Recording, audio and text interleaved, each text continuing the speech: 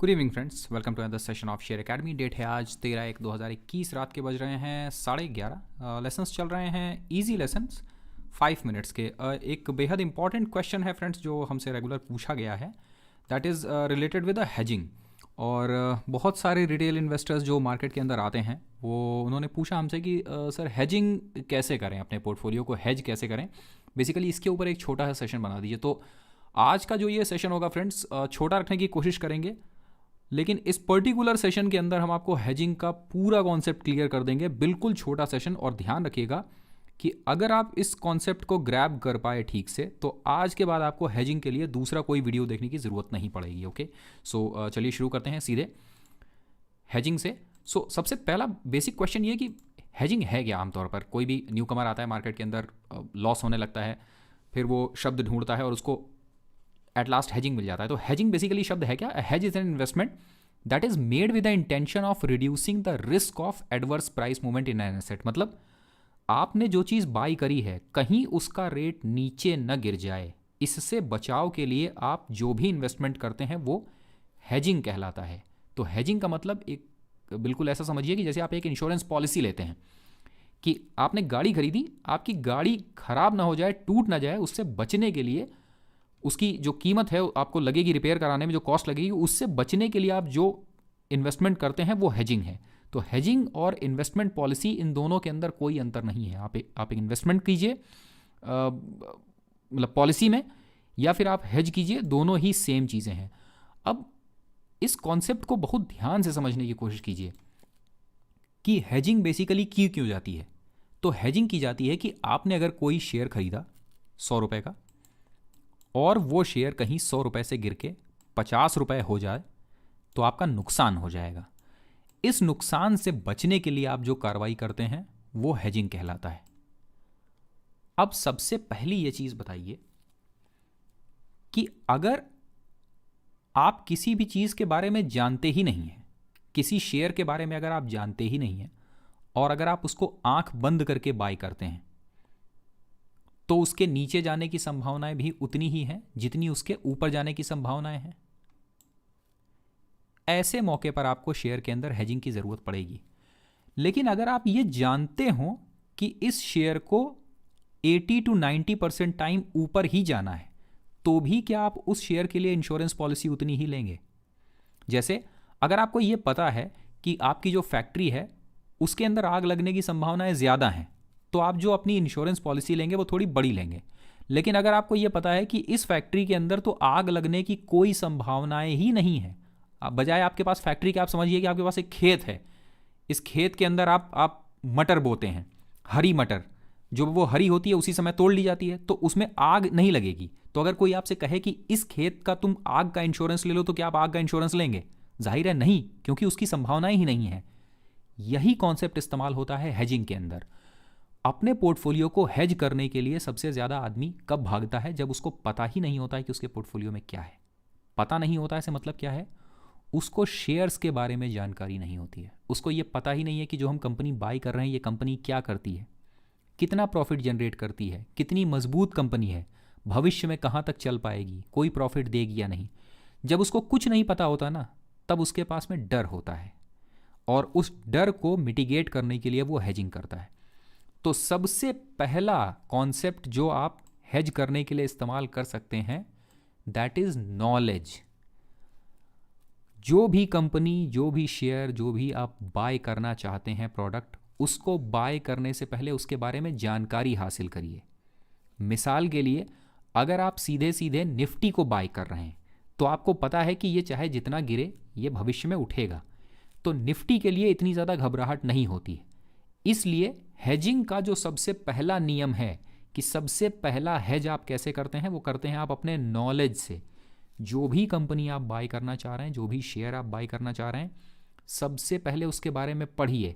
अगर वो कंपनी अच्छी है तब तो आप उस कंपनी को बाय कीजिए, अगर वो कंपनी घटिया है तो उस कंपनी से दूर रहिए। क्यों?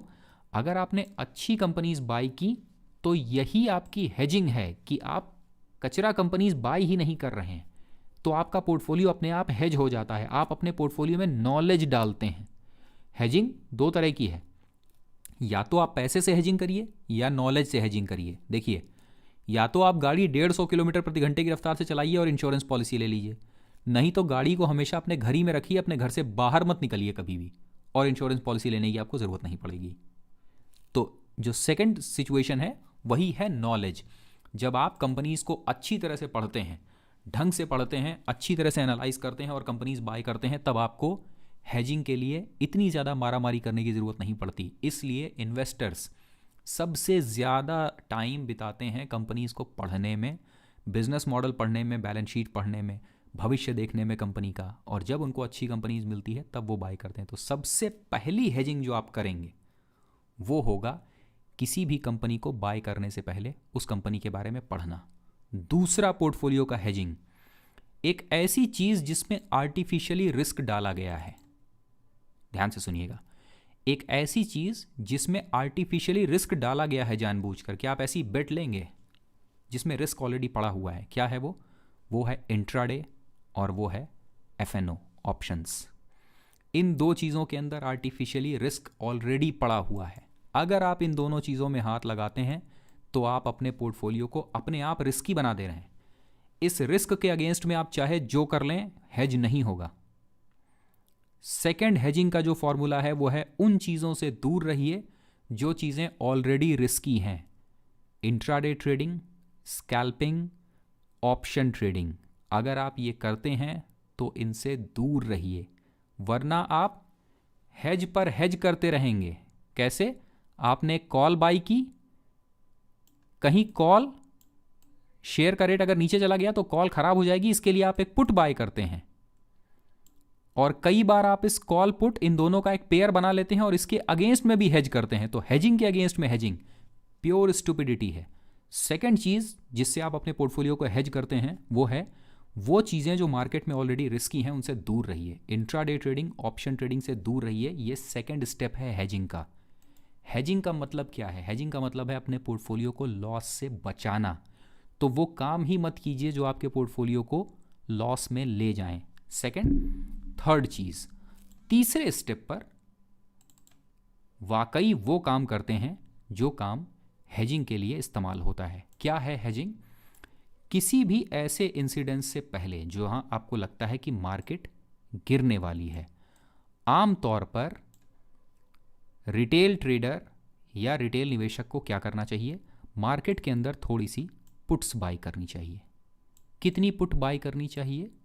जितना आपका पोर्टफोलियो है, अपने पोर्टफोलियो के अकॉर्डिंग 1 से 2% से ज़्यादा पुट बाय मत कीजिए। अगर 100 रुपये का पोर्टफोलियो है तो 2 रुपये का पुट ही बाय कीजिए। और ध्यान रखिए, इन पुट्स को कभी भी कैरी फॉरवर्ड मत कीजिए। क्यों? एक दिन का टाइम जैसे चेंज होता है, जो आपकी पुट्स होती हैं उनका टाइम डिके बहुत ही तेज़ी के साथ में होता है। तो अगर आप एक इन्वेस्टर हैं और साथ ही साथ आप घबराते हैं मार्केट के मूवमेंट से भी, तो कोई मेजर मूवमेंट होने वाला है, इलेक्शंस का रिजल्ट आने वाला है, बजट होने वाला है, कुछ भी ऐसा है अगर, तो आप चाहें तो उस समय पुट्स बाय करके अपने पोर्टफोलियो में थोड़ी सी रख सकते हैं, बट वो थोड़े टाइम के लिए होगा बस। जैसे ही वो पर्टिकुलर इवेंट, वो पर्टिकुलर पीरियड बीतता है, पुट से बाहर निकल जाइए और अगेन फंडामेंटली स्ट्रॉन्ग कंपनीज की तरफ भागिए। एक चीज़ हमेशा ध्यान रखिए, मार्केट के अंदर प्रॉफिट कमाना बिल्कुल सिंपल कॉन्सेप्ट है। इसे जितना ज़्यादा कॉम्प्लिकेटेड किया जाता है वो आर्टिफिशियली किया जाता है, और वो इसलिए ताकि रिटेल ट्रेडर कभी भी ये समझ ना पाए कि मार्केट में पैसा कमाना एक आसान काम है। इसलिए क्या करता है वो? इन्वेस्टमेंट से तो दूर ही है, पहले इंट्राडे करता है। इंट्राडे में जब कुछ नहीं मिलता तो फ्यूचर्स में जाता है, फ्यूचर्स में कुछ नहीं मिलता फिर ऑप्शंस में जाता है, ऑप्शंस में कुछ नहीं मिलता देन ऑप्शंस की पेयरिंग करता है, वहाँ भी कुछ नहीं मिलता देन 1000 स्ट्रेटजीज बनाता है, पेयर्स बनाता है, स्ट्रैडल बनाता है, स्ट्रैंगल बनाता है, कॉन्डोर बनाता है, बटरफ्लाइज बनाता है। जब वहाँ भी कुछ नहीं होता देन लास्ट में ऑप्शन सेलिंग में चला जाता है, और जब वहाँ भी कुछ नहीं होता तो मार्केट से बाहर निकल जाता है, कहता है ये पूरी गैम्बलिंग है। और वो सिर्फ एक चीज़ को इस्तेमाल नहीं करता, वो है लॉन्ग टर्म इन्वेस्टमेंट, जो इस मार्केट का पैसा कमाने का सीधा एक आसान नियम है। सो ध्यान रखिए, जब भी कभी भी आपको कोई इंसान ये बताता है कि हेजिंग मार्केट के अंदर करनी है तो बहुत ज़्यादा बाय सेल करने की ज़रूरत बिल्कुल भी नहीं पड़ेगी। ठीक है। नाउ फोर्थ और बेहद इंपॉर्टेंट पॉइंट, अपने पोर्टफोलियो में कुछ ऐसी चीज़ें रखिए जो मार्केट के गिरने पर आमतौर पर बढ़ती हैं, जैसे कि गोल्ड। गोल्ड और मार्केट का रिश्ता ठीक उल्टा होता है कि जब भी मार्केट से पैसा निकलता है तो कमोडिटीज़ में गोल्ड्स के अंदर पैसा जाता है। तो अपने पोर्टफोलियो का एक पार्ट, जो कि हम हमेशा बताते हैं आपको कि पोर्टफोलियो बनाते समय इस चीज़ को ध्यान रखिए कि अपने पोर्टफोलियो का एक पार्ट जो तकरीबन 5% होगा, गोल्ड बीज रखिए। क्यों? जब भी कभी मार्केट गिरती है और लंबे टाइम तक मार्केट गिरती है ज़्यादा, तो पैसा गोल्ड में लगता है। तो जो आपका इधर लॉस होता है मार्केट से, वो गोल्ड में आपका हेज हो जाता है। गोल्ड के बढ़ने से वो आपको रिटर्न मिलता है और साथ ही साथ लंबे समय में गोल्ड अपने आप अपनी वैल्यू को अप्रिशिएट तो करता ही है, तो आपको थोड़ा रिटर्न वहाँ से मिलता है। इसलिए 4 तरह की हेजिंग होती है मार्केट के अंदर, इसको समझिए। सबसे पहली हेजिंग है कि जब आप नॉलेज डालते हैं अपने पोर्टफोलियो में, केवल वहाँ निवेश करिए जो कंपनीज फंडामेंटली स्ट्रांग हैं, अच्छी कंपनीज हैं, लंबे समय के लिए बाय करने वाली हैं। सेकंड,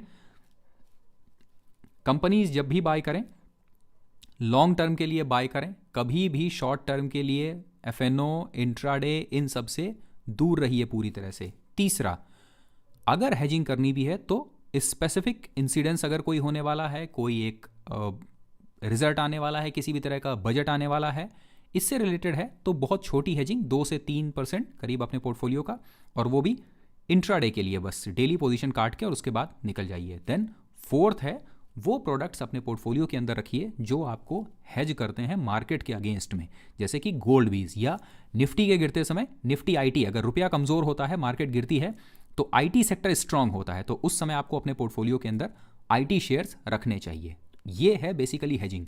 इसके अलावा आप मार्केट में हेजिंग का जो भी तरीका सुनते हैं, एफएनओ के अंदर जो 1000 तरीके बताए जाते हैं, 1000 तरीके की हेजिंग बताई जाती है, आपकी मर्जी हो आप करिए, खूब करिए एफएनओ, जितना मर्जी उतना करिए। अपने हेजिंग के पोर्टफोलियो, मतलब मेन पोर्टफोलियो बनाइए और ऑप्शंस का, उससे हेज, उसका एक हेजिंग का पोर्टफोलियो बनाइए और उस हेज करने वाले पोर्टफोलियो को भी हेज करिए। ठीक है ना? इतनी स्टुपिडिटी मार्केट के अंदर भरी हुई है, आपकी जो मर्जी वो करिए। बट ये पर्टिकुलर सेशन सिर्फ और सिर्फ इन्वेस्टर्स के लिए है। इन 4 चीज़ों में भी सबसे मज़ेदार चीज़ जो हम आपको बताते हैं वो है नॉलेज।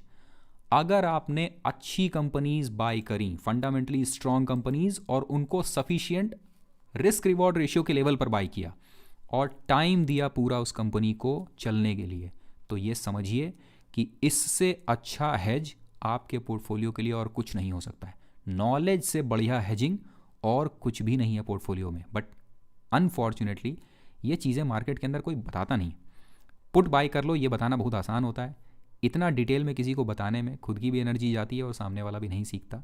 सो ये था फ्रेंड्स बिल्कुल छोटा सा सेशन, और ये सेशन सिर्फ और सिर्फ उन लोगों के लिए है जो हमारे रेगुलर व्यूअर्स हैं, जो इन्वेस्टर हैं, केवल उनके लिए है। अगर आप इंट्राडे ट्रेडर, ऑप्शन ट्रेडर हैं, ये सेशन, ये चैनल आपके लिए नहीं है। 1000 चैनल हैं, कहीं भी चले जाइए आप, ये सिर्फ रेगुलर व्यूअर्स के लिए। और ध्यान रखिएगा व्यूअर्स, हम हमेशा आपसे कहते हैं कि नॉलेज और पेशेंस, इसका कोई अल्टरनेटिव नहीं है मार्केट में। क्यों? क्योंकि यही 2 चीज़ें आपके पोर्टफोलियो को हेज करती हैं। नॉलेज हेज करता है आपके पोर्टफोलियो को, और पेशेंस हेज करता है आपके पोर्टफोलियो को। उम्मीद है कि ये सेशंस आप लोगों के काम आएंगे। और सिर्फ एक चीज़ हम जानना चाहेंगे आपसे कि अभी तक कमेंट बॉक्स में जाकर बताइए कि आज तक हेजिंग करने के लिए जो सबसे पहला नियम आप इस्तेमाल करते थे, कि किसी भी पोर्टफोलियो को हेज करने के लिए वो क्या तरीका आप इस्तेमाल करते थे। जल्दी मुलाकात होगी आपसे अगले सेशन में। Thank you very much, bye.